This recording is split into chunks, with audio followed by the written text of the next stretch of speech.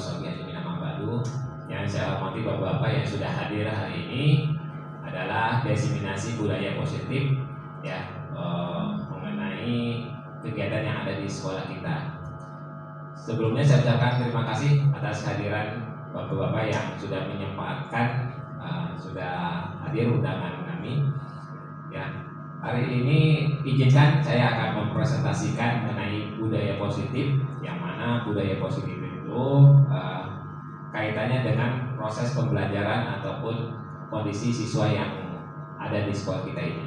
Ya, gambarannya adalah budaya positif itu adalah merupakan perwujudan dari nilai-nilai atau keyakinan secara universal yang diterapkan di sekolah dengan tujuan menumbuhkan karakter anak. Nah, untuk membangun budaya yang positif ini, sekolah perlu menyediakan lingkungan yang positif pastinya ya, aman dan nyaman agar murid-muridnya mampu berpikir dan mencipta dengan merdeka, mandiri dan bertanggung jawab. Nah, kemudian dari budaya positif ini dapat menumbuhkan kembangkan sikap bergotong royong, mampu melakukan kegiatan secara bersama-sama sehingga tercipta kolaborasi yang baik antar warga sekolah. Kemudian ada rasa peduli satu sama yang lainnya. Nah, itu adalah dari budaya positif itu sendiri.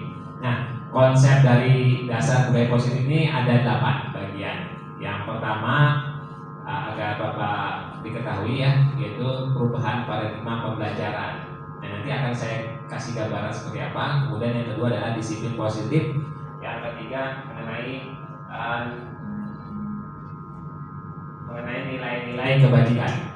Kemudian yang keempat ada kebutuhan dasar manusia, motivasi perilaku manusia, kemudian posisi kontrol guru, kemudian ada keyakinan kelas, dan yang terakhir ketiga restitusi.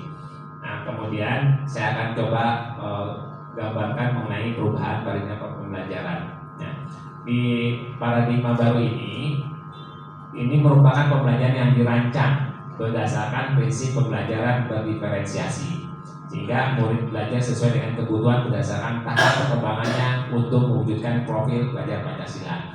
Sudah kita ketahui ya, profil pelajar Pancasila itu seperti apa, gambarannya sudah ada di sampingnya sebelah.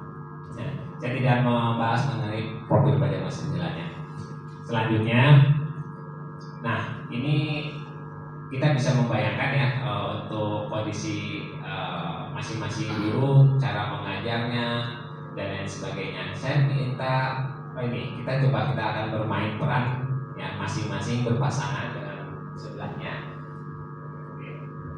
Coba satu orang kita bersimulasi ya. Kita bersimulasi satu orang ada yang mengepal tangannya di atas, kemudian satu orang yang berperan untuk bagaimana caranya kepala rekan kita sebelah itu terlepas. Nah, dengan cara apa?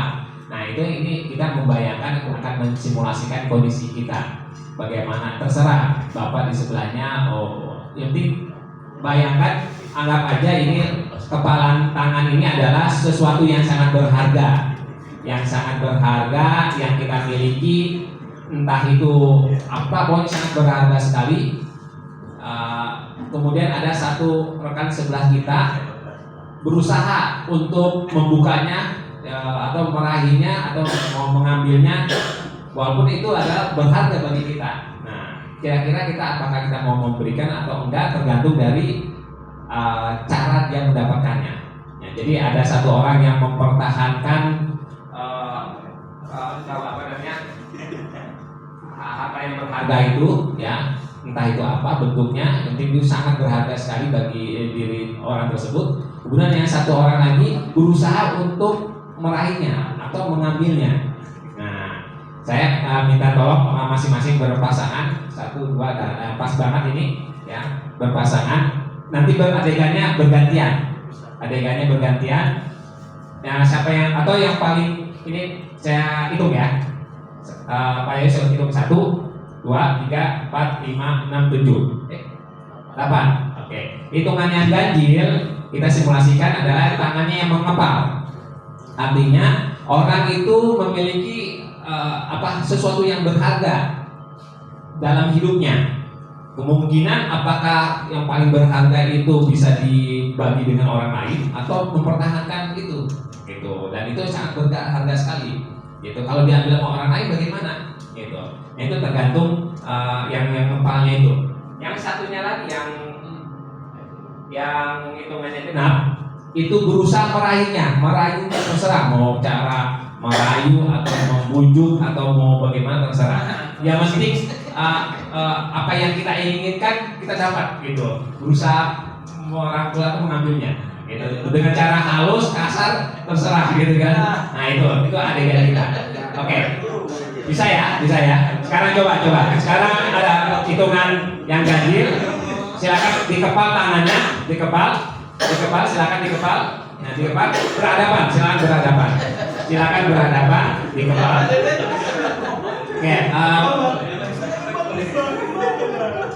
kurang satu. Berarti dengan saya. Boleh lah, boleh nggak apa-apa, bertiga boleh. Nah, silakan dicoba pakai bahasa sendiri, silakan. Yang mau meraihnya silakan. Adi dengan Pak Eri silakan, boleh nggak apa-apa. Silakan. Tapi sama harus pakai bahasa tubuh tuh. Boleh pakai bahasa tubuh, boleh, ya, boleh silakan. Yang penting itu bisa nggak meraih atau dirangkul atau kita ambil sesuatu yang berharga itu di teman kita atau di rekan kita atau di orang lain. Caranya bebas Pak. Bebas, boleh dengan rayuan, boleh dengan paksaan atau dengan membujuk atau apa terserah, bebas. Yang penting tangan itu bisa kebuka aja. Yang penting tangan itu bisa kebuka. Bagaimana caranya kebuka? Kebuka. Nah, gitu. Oke. Nah, coba silakan dilakukan. Oke, silakan dicoba. Nah, silakan dicoba. Ini bagaimana adegannya ini? Silakan. Ayo silakan tadi, silakan dengan Pak Eri. Pak Eri udah mencoba tangannya. Enggak mau kemarin ya. Berarti mempertahankan diri. Nah, genap. Pak Eri pengen adegan gimana? Silakan. Ini mah merepan Bang. Oke. Ancaman. Iya. Oke. Ini udah kepal ini, nggak mau lupa ini. Nah, coba kali ini gimana? Oke. Ini gimana ini? Bisa keras ini. Ini cara paksa ini. Kalau yang ini gimana? Kalau yang ini gimana? Hah? Secara halus susah. Harusnya bagaimana? Paksa coba bagaimana? Paksa bagaimana? Oke. Bukan. Kalau ini Pak Ayus dengan Pak Amin. Coba bagaimana? Caranya bagaimana? Mau rayu boleh. Oh, ini maksa itu berarti bikin itu. Oke. Sekarang saya pengen tahu. Kebanyakan kita tuh coba. Jadi dipaksa Pak. Paksa. Nah, coba sekarang saya pengen tahu, mungkin setiap orang stylenya beda-beda cara meraihnya. Karena bergantian. Yang hitungan genap di kepala, hitungan genap di kepala, hitungan ganjil. Silakan dirayu. Coba. Coba sekarang gantian. Nah, ini saya gimana? Ini gimana? Mempertahankan. Oke. Boleh dirayu boleh. Ya. Dibujuk boleh, terserah bagaimana. Pakai mobil Pak. Ya. Boleh, silakan mulai. Oke, mulai. Itu tadi strategi yang ngambilnya. Oke. Baik. Cukup ya. Terima kasih sudah membuat satu permainan adegan ya. Oke. Kita lanjut, kita coba bedah apa sih intisari dari permainan tersebut ya. Nah, ini sebenarnya ada suatu miskonsepsi, ada satu kesalahan.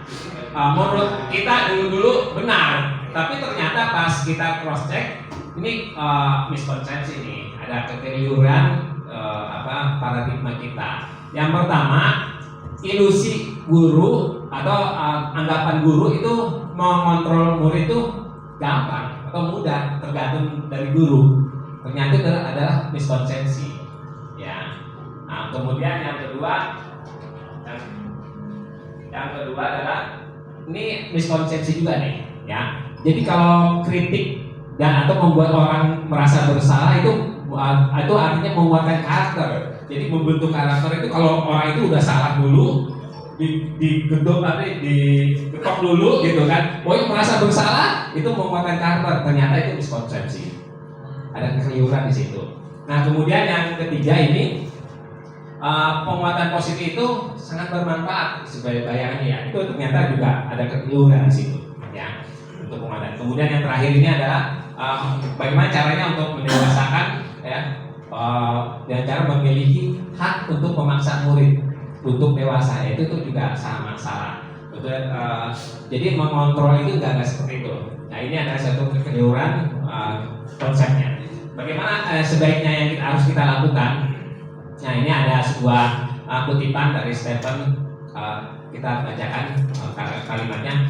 Bila kita ingin membuat kemajuan perlahan, ya, sedikit-sedikit ubahlah sikap atau perilaku Anda. Namun bila kita ingin memperbaiki cara-cara utama kita, maka kita perlu mengubah kerangka acuan kita. Ubahlah bagaimana Anda melihat dunia, bagaimana Anda berpikir tentang manusia. Ubahlah paradigma Anda, skema pemahaman dan penjelasan aspek-aspek tertentu secara realitas. Nah ini menurut Stephen ya. Kita buka lagi. Nah ini ada suatu perbandingan ya, cara mengubah sesuai yang kutipan tadi Stephen tadi. Ini ada namanya stimulus respon, kemudian ada teori kontrol atau pendekatan dari kontrolnya. Nah kira-kira ya, secara realitas ya, secara nyatanya di lapangannya kita ini orang itu kebutuhannya sama. Ya menurut secara responnya ya itu sama, semua orang dianggapnya sama, tidak ada yang beda. Nah kemudian turunannya adalah semua orang melihat hal yang sama juga, gitu. Melihat pandangan orang tersebut si A si B itu dianggapnya sama semua. Nah kemudian turunannya lagi, ini mencoba untuk mengubah ya agar orang tersebut berpandangan sama dengan kita. Jadi apa yang kita inginkan dia harus ikutin apa yang kita mau. Itu berpandangan seperti itu. Ini secara stimulusnya seperti itu responnya. Kemudian ini ada perilaku yang buruk nih, dilihat sebagai sebuah kesalahan. Jadi kalau kita melihat seseorang itu salah, kita menjasa salah. Gitu. Dia melakukan seperti itu, misal anak siswa kita misalnya melakukan nggak bisa diam di kelas, pandangan kita salah, buruk gitu. Tapi sebenarnya ada sesuatu di situ. Nah itu anggapannya. Nah kemudian orang lain itu bisa mengontrol saya, ibaratnya siswa itu bisa saya kontrol. Nah itu stimulus responnya. Kemudian saya bisa mengontrol orang lain juga dan sebagainya, kebalikannya. Kemudian pemaksaan pada saat bujukan gagal. Nah ini endingnya adalah berpikirnya menang kalah. Kalau saya bisa membujuk orang tersebut kayak tadi, adegannya adalah membuka kepalan tersebut. Bagaimana caranya saya harus bisa menang? Kalau nggak menang berarti saya kalah. Kalau misalnya itu nggak bisa dibuka berarti saya kalah. Nah itu target ending terakhirnya kayak gitu. Sama kayak halnya kita menjudge anak tersebut atau anak itu kita buat salah atau buat ketakutan dan sebagainya, berarti kita menang. Gitu. Karena dia ngikutin apa yang kita inginkan, kita mau. Karena kita kontrol. Nah, berarti kita menang. Tapi kalau misalnya anak tersebut nggak bisa dikontrol, berarti saat kita kalah. Nah, itu. Jadi pilihannya cuma itu aja endingnya, kalah dan menang. Nah, itu kalau menurut stimulus respon. Nah, bagaimana dengan teori kontrol itu sendiri? Secara realitasnya kita ini berbeda, gitu, nggak bisa sama. Walaupun kita duduk bareng dan sebagainya itu berbeda. Setiap orang punya kelebihan dan kekurangan. Nah itu. Kemudian memiliki gambaran yang berbeda, ya, dan keinginan yang berbeda.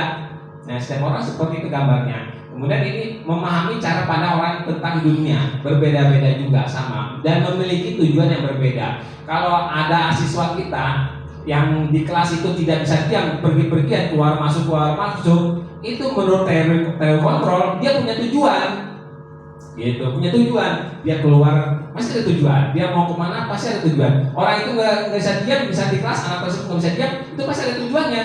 Nah itu menurut teori kontrol gitu. Tapi kalau menurut stimulus respon itu kita menganggapnya buruk, anak itu bergerak kemana-mana, pergi-pergian dan sebagainya. Nah itu sebagai pembanding saja. Nah kemudian hanya Anda yang bisa mengontrol diri, jadi intrinsiknya dalam diri. Tapi kalau yang di stimulus itu orang lain, ya mengontrol saya. Jadi kita itu merasa dikontrol orang lain dan sebagainya. Jadi kalau kita pengen melakukan kebaikan harus dia dulu sama orang lain. Nah itu menurut stimulus respon. Tapi kalau menurut teori kontrol, walaupun tidak ada orang lain, tergantung diri saya. Apakah saya mau berbuat baik ataupun tidak. Nah itu gambarannya. Nah kemudian perbandingan lagi, Anda tidak bisa mengontrol orang lain.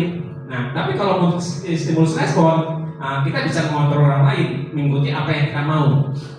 Itu perbandingannya.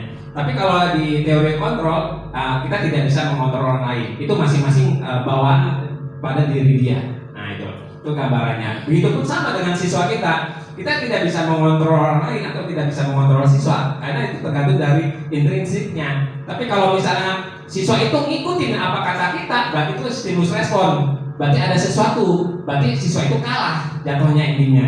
Kalah, karena kita yang menang, gitu, mengikuti apa yang kita mau. Tapi kalau menurut teori kontrol tidak, gitu ya. Nah itu gambarannya. Kemudian kolaborasi dan konsensus menciptakan pilihan-pilihan baru. Ya, kemudian berpikirnya dia berpikir menang. Jadi di sini di teori kontrol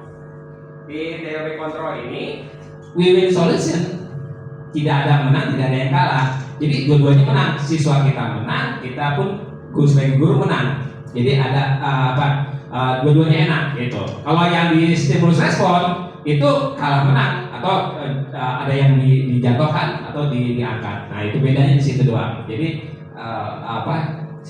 yang sebaiknya itu adalah menggunakan teori kontrol ini. Jadi win-win solution dengan anak. Jadi anak tidak ada merasa terkekang atau merasa ketakutan dan sebagainya.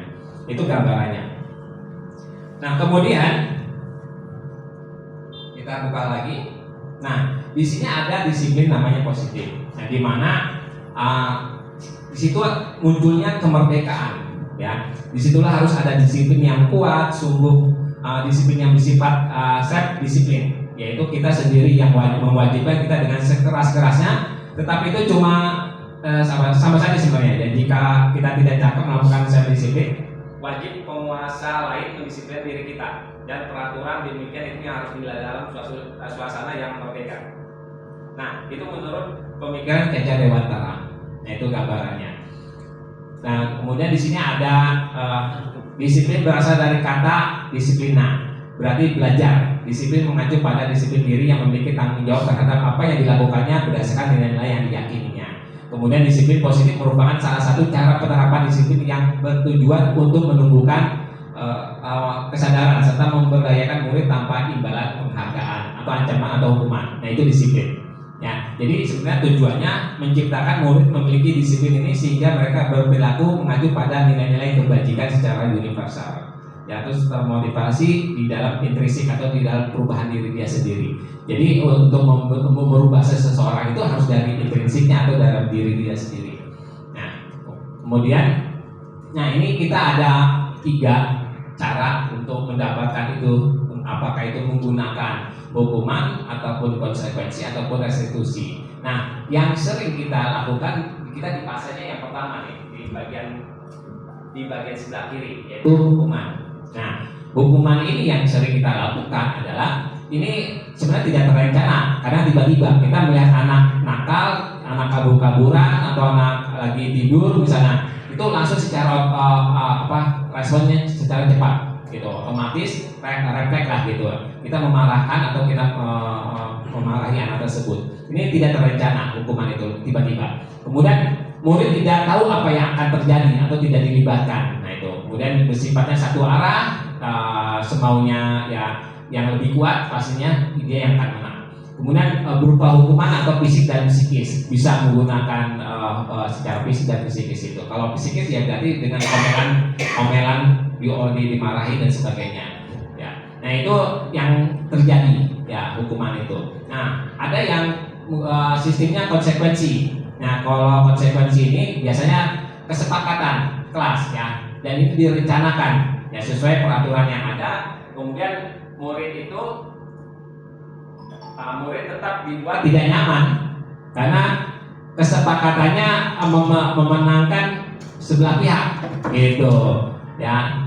Kemudian sikap guru selalu memonitor muridnya. Nah, jadi murid itu selalu merasa diawasi. Nah, berbeda dengan yang ketiganya, restitusi. Kalau restitusi ini proses menciptakan kondisinya bagi murid itu memperbaiki kesalahan. Jadi memperbaiki, bukan menjudge dia itu salah, tapi berusaha untuk memperbaikinya dan kita angkat. Kemudian ini prosesnya ini kolaborasi.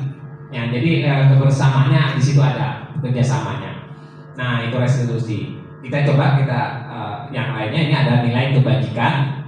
Nah, nilai kebajikan ini sifat-sifatnya positif manusia yang merupakan tujuan mulia yang ingin dicapai setiap individu, bersifat universal dan lintas bahasa, suku bangsa, agama maupun latar belakang. Ini ada 6 ya sesuai dengan profil pelajar Pancasila, yaitu berkebinekaan, gotong royong, kreatif, benar kritis, mandiri, prima dan bertakwa.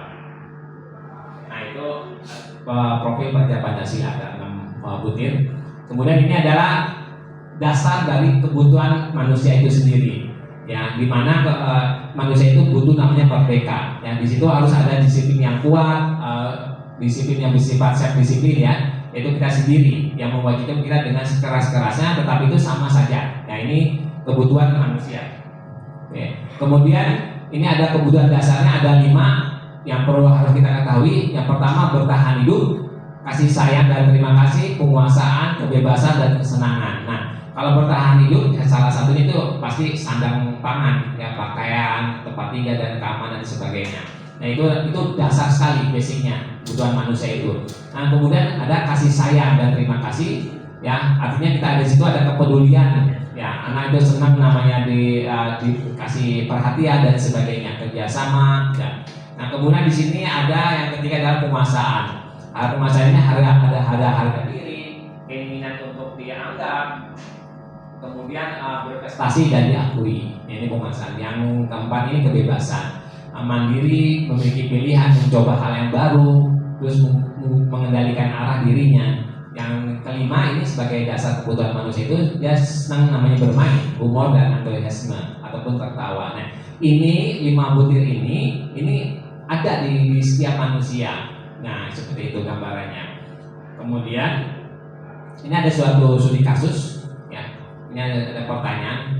Pada saat mengajar, ini ada Bu Eti memperhatikan ada siswa yang sedang menunduk seperti sedang melihat ke bawah. Kemudian ini saya pikir siswa tersebut tidur, gitu. Tetapi setelah Bu Eti memperhatikan dengan teliti, ternyata dia sedang bermain game di ponselnya. Nah, sebut aja namanya Fatur lah, gitu. Nah, kira-kira apa nih yang harus kita lakukan menurut Bapak-bapak sesuai dengan tadi kebutuhan dasar manusia itu sendiri. Nah, saya minta pendapatnya satu saja nggak apa-apa. Dengan kondisi seperti ini, apa yang harus yang kita lakukan? Kira-kira ada satu orang, boleh? Oke, silakan Pak Agus.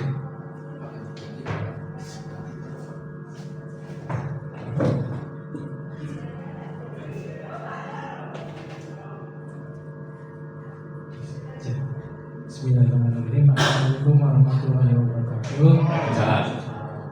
Terima kasih Pak Sarif atas kesempatannya untuk menanggapi dari kasusnya Bu Eti. Kondisinya berada di kelas ya Pak. Melihat seorang siswa sedang menunduk ke bawah. Pikiran Bu Eti itu ternyata menganggap tidur, padahal siswanya lagi bermain game.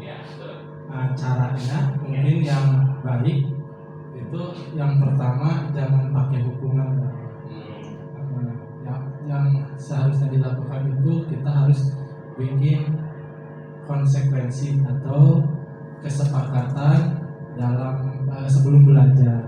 Jadi supaya siswa tersebut tidak bermain game saat belajar. Mungkin itu saja dari saya. Terima kasih Pak Agus, tepuk tangan untuk Pak Agus. Jadi ada kesepakatannya, jadi mungkin pendekatan dan lain sebagainya diberitahu kepada anak tersebut sebelumnya.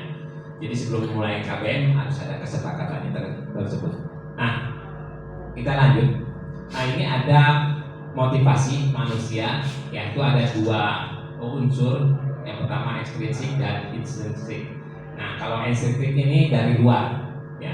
Kemudian kalau intrinsik ini dari dalam diri dia sendiri. Nah, perbedaannya seperti apa? Bayangannya kalau ekstrinsik ini untuk menghindari ketidaknyamanan atau hukuman. Orang itu akan berbuat, siswa itu atau siapapun akan berbuat baik kalau dia menghindari hukuman sanksi. Nah, jadi seperti itu. Dia akan melakukan sesuatu yang baik kalau dia jangan sampai saya dihukum gitu. Nah, itu adalah ada unsur dari luar, paksaannya dari luar. Nah, untuk mendapatkan atau ada contoh kasus mendapatkan imbalan, saya pengen berbuat baik, tapi kalau saya dikasih imbalan nilai yang bagus ataupun apalah atau ujian-ujian atau penghargaan. Nah, itu dari luar efeknya, bukan dari siswa atau dari dalam diri kita sendiri atau dari anak tersebut, tidak. Nah, jadi ada faktor X-nya dari luar. Nah, itu adalah ekstrinsik. Nah, kemudian kalau yang intrinsik ini untuk menjadi orang yang mereka inginkan dan menghargai diri sendiri dengan nilai-nilai yang mereka percaya.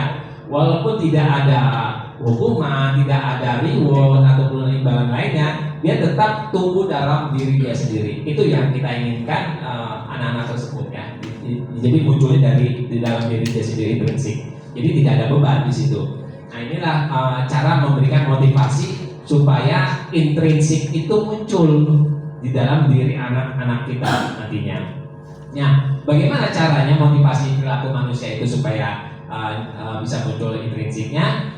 Pertama, ini untuk menghindari ketidaknyamanan yang tadi di awal itu biasanya gini, ada suatu pertanyaannya, murid bertanya apa yang akan terjadi apabila saya tidak melakukannya. Hal tersebut merupakan motivasi intrinsik. Nah, itu gambarannya. Jadi murid bertanya apa yang akan terjadi apabila saya tidak melakukannya. Nah, itu berarti ada faktor dari luar. Kalau saya tidak melakukan, apa yang terjadi? Kalau saya melakukan, apa yang terjadi? Jadi ada rasa ancaman di situ, ada rasa ketakutan. Nah, gitu. Kemudian yang kedua ini untuk mendapatkan imbalan atau penghargaan. Nah, contohnya misalnya murid bertanya, apa yang akan saya dapatkan apabila saya melakukannya? Kalau saya melakukan kebaikan, apa yang saya dapatkan? Kalau saya membantu orang lain, apa yang saya dapatkan? Nah, itu adalah suatu reward atau pengen mendapatkan namanya imbalan atau penghargaan. Nah, itu faktor motivasi dari eksternal. Nah, berbeda dengan dari internal. Kalau internal ini ya untuk menjadi orang yang mereka inginkan. Murid bertanya akan menjadi orang yang seperti apa jika saya melakukannya. Nah, ini berbeda nih pertanyaannya. Akan menjadi orang yang seperti apa jika saya melakukannya. Jadi ini adalah intrinsik. Kalau saya melakukan seperti apa yang saya jadi apa saya nantinya. Nah, itu gambarannya. Oke. Kemudian di sini ada 5 posisi kontrol guru. Yang pertama yang sering terjadi adalah sebagai penghukum. Nah, sebagai penghukum, kemudian sebagai pemantau, pembuat rasa bersalah, sebagai teman dan sebagai manajer. Nah, kira-kira kita itu di posisi apa nih sebenarnya? Ya, kalau boleh tahu nanti kita penghukum itu seperti apa, pemantau seperti apa, pembuat rasa bersalah seperti teman dan manajer seperti apa. Kita buka sebagai gambaran. Ini ada sebuah tabel membedakan antara motivasi eksternal dan motivasi intrinsik. Sesuai yang tadi kontrol guru ya. Nah, ini ada guru nih, guru berbuat misalnya. Yang pertama sebagai penghukum. Ini contohnya adalah menghardik atau menunjuk atau menyakiti atau menyindir. Itu yang dilakukan oleh guru secara perbuatan. Nah, kemudian kalau misalnya merasa bersalah, ya itu biasanya menceramah. Jadi kalau ada anak salah, itu kita ceramah terus. Jadi seolah-olah si anak itu merasa bersalah aja tuh, gitu. Karena kita ceramahin atau menunjuk membuka kesalahan si anak itu sehingga anak itu menjadi ada kekecewaan di dalamnya. Nah, itu. Nah, ini sebenarnya dikatakan identitas gagal. Ya, sebagai kontrol negatif sebenarnya. Jadi yang sering kita lakukan tanpa kita sadari ternyata ini negatif. Nah, seperti itu. Ini yang ini penghukum dan membuat orang merasa bersalah itu dikategorikan negatif. Nah, kemudian yang tengah ini sebagai perilaku positif nih, kontrol positif. Apa saja yang positif yaitu sebagai teman.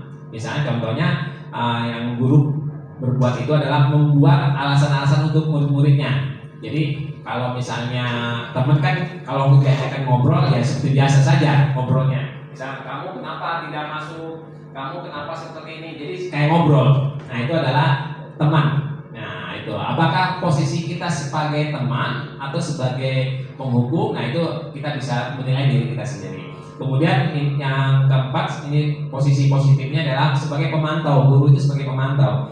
Jadi dia bisa menghitung atau mengukur kondisi teman kita atau kondisi siswa kita ini kesalahannya bagaimana dan sebagainya, itu sebagai pemantau. Jadi mengamati.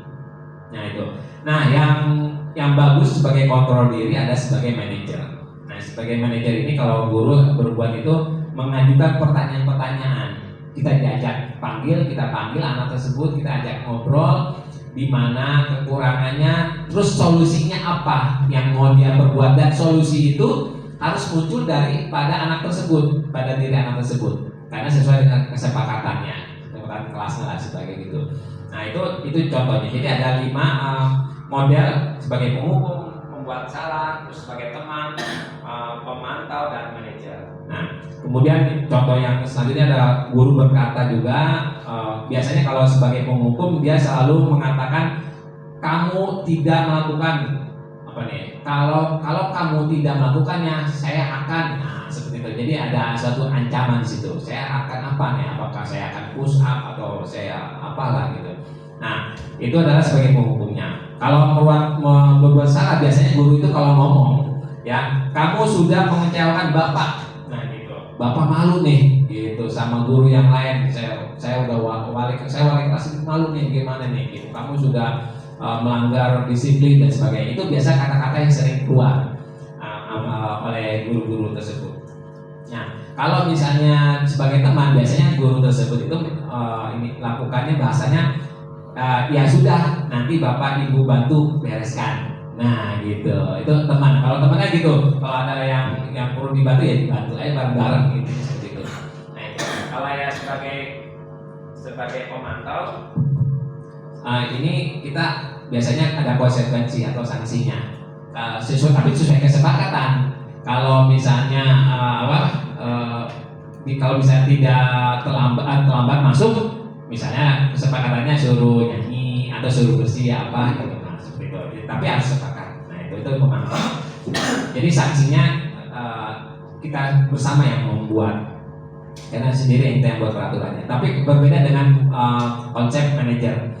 Kalau manajer itu apa yang kita yakini, apa kamu meyakini hal tersebut, kalau kamu meyakininya kamu akan memperbaikinya. Jadi dia yang berbuat salah, dia cerita mengakui kesalahannya, dan dia memperbaiki diri kesalahannya. Itu adalah sebagai manajer. Jadi kita mengorek saja informasinya. Itu gambarannya.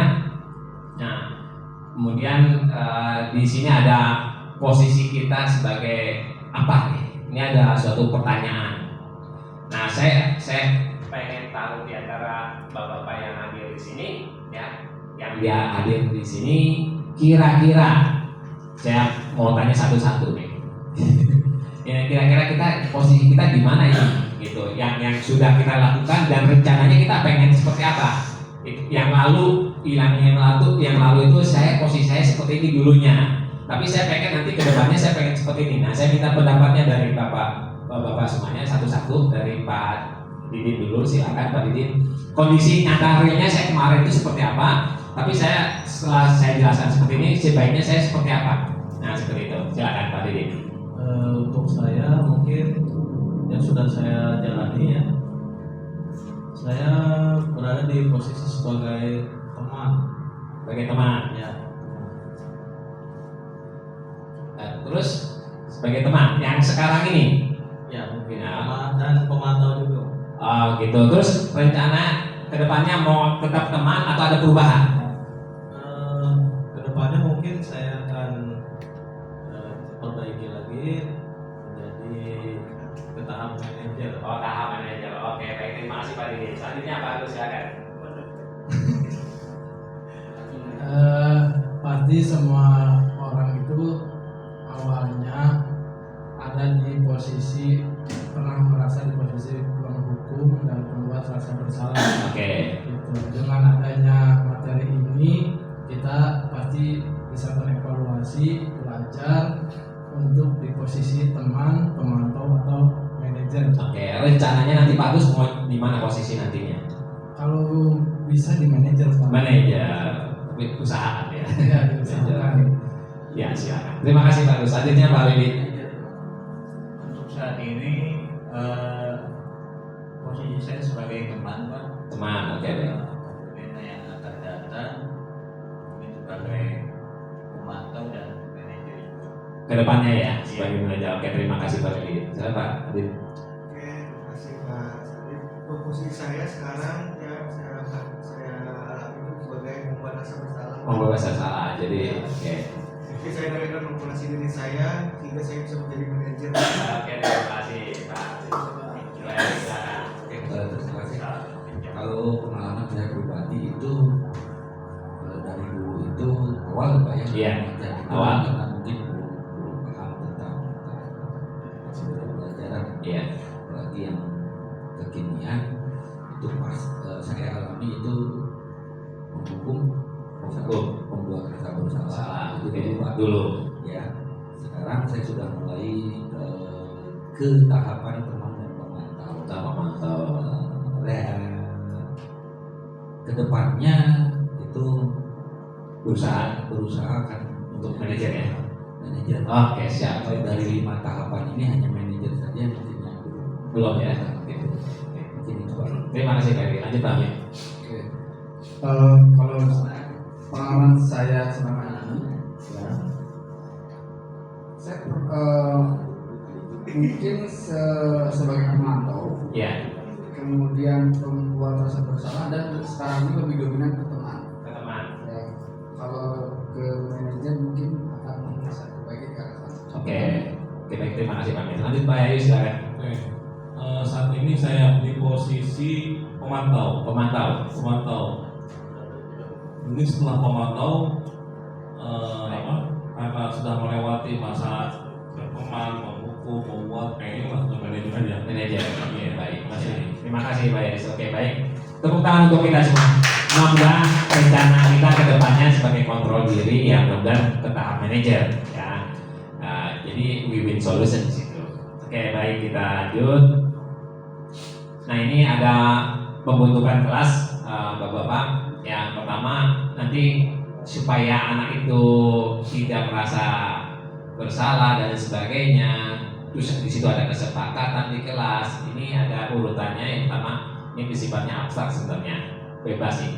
Nah, kemudian ini pernyataannya secara universal, terus dibuat dalam sebuah pernyataan positif. Kemudian sesuai dengan kondisi kelas. Kemudian ada semua warga sekolah atau warga kelas dilibatkan pasti untuk membuat kaitan kelas. Ini itu sebelum KPM atau apa. Nah, kalau bisa nanti kita buat seperti itu. Jadi ada kesepakatan ya, anak pengennya seperti apa, dan dia sendiri yang bikin peraturannya, dan dia sendiri yang menghukum diri dia sendiri. Nah, seperti itu gambarannya. Jadi suatu yang diyakini bersama berasal dari persamaan pemikiran untuk menjadi nilai kebaikan untuk diturunkan di kelas. Nah, itu gambaran untuk pembuatan keyakinan kelas itu sendiri. Nah, ini biasanya kita tempel. Jadi kalau wali kelas biasanya membuat kesepakatan, atau guru mapel membuat kesepakatan di kelasnya, nanti ditempel di dinding, dan setiap waktu kita bisa baca itu. Jika ada pelanggaran-pelanggaran, dia sendiri nantinya yang menghukum, karena dia sudah bikin peraturan sendiri. Nah, itu hasil pemikiran bersama. Nah, kemudian selanjutnya, bagaimana cara pembentukan keyakinan kelas itu sendiri? Nah, itu guru dan siswa menggali peraturan-peraturan yang perlu disepakati di kelas. Nah, terserah peraturannya mau bagaimana, itu disepakati oleh anak-anak di kelas. Nah, kemudian guru dan siswa merubah peraturan-peraturan yang perlu disepakati di kelas ke dalam kalimat positif. Ingat, kalimatnya harus positif, jangan ada unsur negatifnya, harus positif. Ya. Kemudian guru dan siswa menuangkan peraturan-peraturan yang dibuat menjadi nilai keyakinan dan nilai kebajikan. Kemudian guru dan siswa menuangkan keyakinan kelas ke dalam gambaran perilaku atau tampak dan tidak seperti apa gitu. Dan kemudian guru dan siswa menggali tanggung jawab dan menyebutkan kembali keyakinan yang akan dilakukan. Jadi itu harus secara tertulis dan dibuat secara bersama-sama untuk keyakinan kelas itu sendiri. Nah, ini ada segitiga, namanya segitiga restitusi. Ini penting sekali Bapak. Ini suatu proses dialog yang dijalankan oleh guru agar dapat menghasilkan murid yang mandiri dan bertanggung jawab. Nah, ini ada 3. Yang pertama, validasi tindakan yang salah, kemudian menanyakan keyakinannya, menstabilkan identitas. Nah, seperti apa gambaran di segitiga restitusi ini? Seperti ini. Nah, yang pertama, menstabilkan identitas. Ini berdasarkan dari prinsip membuat kesalahan. Jadi kita mau membuat kesempatan kelas itu seperti itu. Jadi membuat kesalahan bagian dari proses suatu pembelajaran. Ya, jadi menanyakan kenapa jadi kita mengorek suatu informasi dari anak tersebut. Contoh misalnya berbuat salah itu wajar. Kemudian tidak ada manusia yang sempurna. Itu kalimat-kalimat yang bisa kita sampaikan kepada anak kalau anak itu kita panggil seperti itu. Kemudian ibu bapak juga pernah melakukan itu. Jadi anak itu tidak merasa ketakutan dan sebagainya. Ya, kita rangkul. Kemudian ibu bapak tidak mau mencari siapa yang salah, tapi ibu bapak ingin mencari solusi dari permasalahan ini. Kamu berhak merasa begitu. Nah, ini adalah kalimat-kalimat positif yang bisa kita sampaikan kepada anak untuk mengorek identitas. Nah, identitas kenapa dia berbuat seperti itu? Kita korek. Ya, kita korek, kita stimuluskan dulu. Nah, sehingga dia mau membuka diri, mau berbicara. Nah, seperti biasanya kan anak suka tutup-tutupin kesalahannya. Nah, dengan cara bahasa positif ini, dengan cara kita merangkulnya, dia merasa seperti teman, gitu ya, itu gambarannya. Kemudian yang kedua ini memvalidasi tindakan yang salah. Yang ini berdasarkan dari prinsip setiap perilaku ya, memenuhi suatu kebutuhan tertentu. Misalnya gini, kamu pasti punya alasan mengapa melakukan hal itu.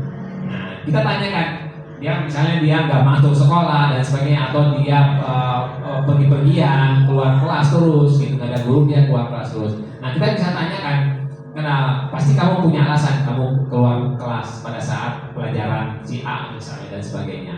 Nah, jadi kita validasi kebenaran tersebut, ya, sesuai informasi yang dia sampaikan. Kemudian jadi kan informasinya validasi ini, misalnya KM lapor, Pak si A kemarin kabur Pak, bolos dan sebagainya. Nah, dengan cara memvalidasi kebenaran tersebut, kita tanya, kamu pasti punya alasan untuk keluar atau untuk kabur kemarin. Nah, boleh dijelaskan. Nah, seperti itu. Nah, kemudian padahal kamu bisa melakukan yang lebih buruk dari yang ini. Ya, kemudian kamu patut bangga karena telah melindungi sesuatu yang penting buatmu. Dan kamu melakukannya karena mempertahankan sesuatu yang penting bagimu. Nah, ini. Jadi kita bisa memvalidasi apa yang dia lakukan, kita bisa cross check-nya. Kemudian yang terakhir ini menanyakan, ya, yang berdasarkan prinsip teori kontrol ini, bahwa pada dasarnya kita termotivasi secara intrinsik. Ya, seperti apa gambarannya? Apa keyakinan kelas kita? Ya, makanya penting sekali kita membuat keyakinan kelas itu. Kemudian nilai-nilai apa yang telah disepakati bersama, seperti apa gambaran kelas yang ideal menurut kamu, ya, kamu ingin menjadi orang yang seperti apa. Nah, itu. Jadi kita bisa menanyakan. Kalau misalnya kita panggil anak tersebut, kita tanya, kamu ingin menjadi orang seperti apa sih ke depannya, gitu. Nah, itu kita meyakinkan anak tersebut, oh saya pengen menjadi anak yang seperti ini. Nanti dia akan keluar dengan sendirinya menceritakan kejadian-kejadian tersebut, dan dia akan mengakui apa yang dia lakukan kalau itu salah. Nah, itu betul. Dan itu harus keluar dari mulut dia sendiri. Jadi kita tidak boleh memarah-marahinya dan sebagainya. Cukup dia mengakuinya dan dia melakukan solusi yang terbaik buat dirinya. Itu gambarannya. Kemudian selesai. Terima kasih bapak-bapak yang sudah hadir. Silakan yang mau bertanya, saya beri kesempatan. Terima kasih.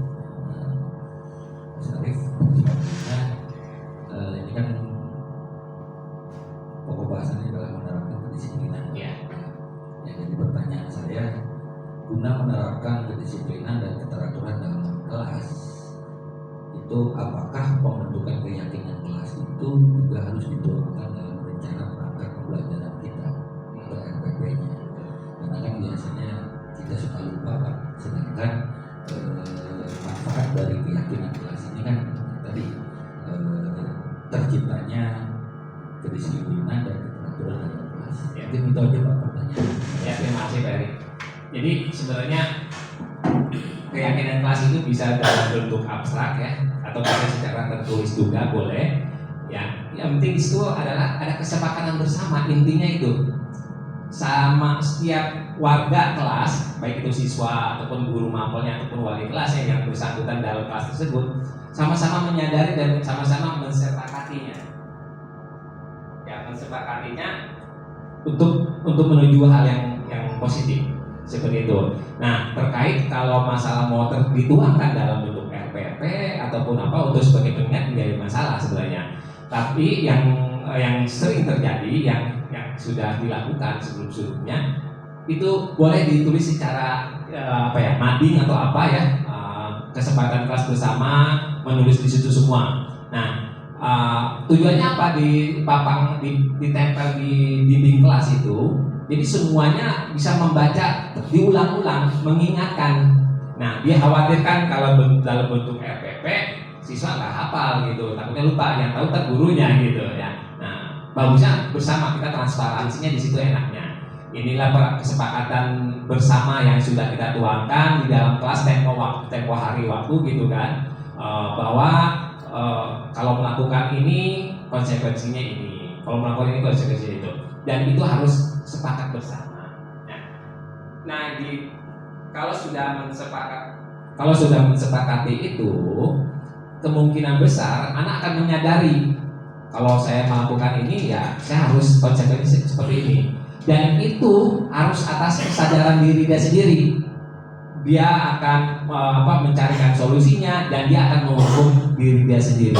Dengan cara apa menghukumnya ya? Itu dia akan malu apa yang dia tulis, masa dia melakukan kesalahannya seperti itu. Nah, itu gambarnya menurut saya bagus secara transparansi gitu. Walaupun di RPP itu ada profil pelajar Pancasila sebenarnya sudah ada di situ. Jadi nggak apa-apa. Kalau misal mau ditulis juga sebagai tambahan butir kesempatan kelas, mangga silakan. Tapi itu sebaiknya ya secara dinding aja. Jadi semua orang bisa melihatnya. Mungkin itu gambarannya, Pak Erik. Terima kasih. Mungkin ada yang lain? Cukup apa ya, Pak Lili? Silakan.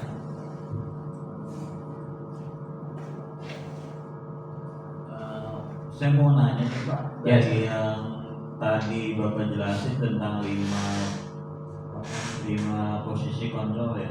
Ya. Kalau kita itu yang sebagai penghukum itu maksudnya hukumannya bagaimana yang cocok buat siswa? Di dekat ini. Ya itu aja Pak. Oke. Pertanyaannya adalah hukuman yang cocok. Ya. Itu oke, baik. Kita sudah lihat tadi tabelnya di sini. Ini kita bagi dua sebenarnya di sini, ya. Yang mana negatif, yang mana positif, yang mana yang dikatakan kontrol diri. Nah, yang penghukum itu sebenarnya itu konotasinya negatif, ya, penghukum itu. Jadi seolah-olah hukuman itu dulu yang saya pun sama sebelum mengetahui hal ini, hukum itu adalah salah satu senjata kita untuk anak itu nurut, gitu, patuh sama kita dan sebagainya lah, gitu. Nah, beraneka macam hukumannya, hukuman fisik atau psikis, itu yang sudah pernah kita lakukan. Ternyata itu posisinya adalah negatif. Nah, pertanyaannya apa hukuman yang cocok? Sebenarnya nggak cocok hukuman, gitu ya. Hukuman itu sudah tidak berlaku lagi di generasi sekarang sebenarnya. Apalagi generasi sekarang generasi berbeda seperti generasi zaman dulu kita sekolah. Kalau kita dihukum sama guru dan sebagainya, justru kita takut gitu kan, dan tidak berani mengadu ke orang tua. Tapi kalau zaman sekarang itu berbeda, larinya ke HAM gitu, ke HAM yang nanti agak repot undang-undangnya kita gitu, hukuman. Nah, diusahakan hukuman ini dihilangkan gitu dihilangkan karena itu konotasinya negatif. Sebaiknya yang kita lakukan adalah kita sebagai teman, minimalnya itu teman, kemudian sebagai pemantau, minimal itu saja. Tapi kita usahakan berusaha kita sebagai manajer. Kenapa kalau manajer itu win-win solution gitu. Jadi sama-sama enak, tidak ada yang kuat, tidak ada yang lemah, tidak ada. Jadi semuanya sama. Nah itu sebagai gambar paling. Berarti sebagai hukum itu lebih baik dihilangkan. Sebaiknya sebaiknya itu dihilangkan. Bukan hukuman itu ekstrinsik. Ekstrinsik itu misalnya anak itu akan bisa berbuat baik atau berbuat positif kalau diancam oleh kita, dihukum oleh kita, gitu. Otomatis itu kan motivasinya dari luar karena faktor X, gitu. Nah, yang kita inginkan, yang kita harapkan adalah jangan ada embel-embel itu, jangan ada rasa ketakutan baru dia berbuat baik, gitu. Kalau bisa tidak ada embel-embel tapi muncul dalam diri kita sendiri, gitu. Masing-masing siswa itu sadar akan dirinya.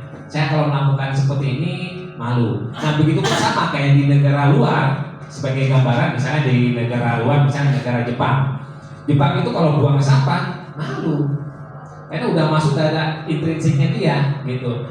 Ada hukumannya nggak? Ada hukumannya di Jepang juga, tapi itu tidak, karena sudah terbentuk dalam diri sendiri intrinsik itu secara sistem akan ikut semua secara budaya gitu. Nah begitu pun sama gitu dengan kita di sini diusahakan sudah membudaya itu, jadi hukuman itu sebenarnya sudah tidak dilakukan lagi. Itu gambaran sebagai kali ya. Oke. Mungkin sudah jelas ya kalinya. Oke, baik. Tidak ada lagi pertanyaannya. Kalau tidak lagi kita cukupkan. Terima kasih atas perhatiannya, atas waktunya.